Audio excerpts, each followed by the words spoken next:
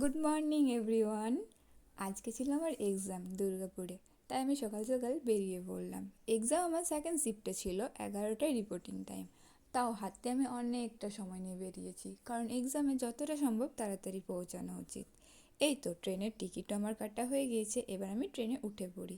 কিন্তু দুঃখের বিষয় হলো আমি এতটা আগে এসেও জানলা ধারের সিট পাইনি। কী আর করা যায়, যাই এইভাবেই।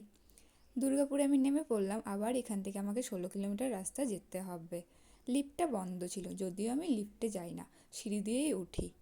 এখান থেকে আমাকে যেখানে যেতে হবে সেখানের বাস কোথায় পাওয়া যায় না পাওয়া যায় কিছুই আমার জানা ছিল না। যাই তো আগে বাস স্ট্যান্ড, ঠিক বাস পেয়ে যাব।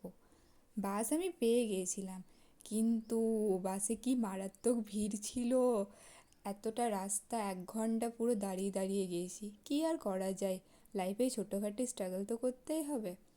আমার এক্সাম দেওয়া কমপ্লিট, খুব ভালোভাবে আমি পৌঁছে গেছিলাম, কিন্তু আসার সময় না আমি দুটো বাসে উঠতেই পারিনি, এত ভিড় ছিল। তারপর আমি রেল স্টেশন পৌঁছে আর ট্রেনে আসিনি, বাসেই চলে এসেছি আসানসোল। এই তো মিঠানির বাসও পেয়ে গিয়েছি। টাটা, দেখা হবে কোনো অন্য ব্লগে।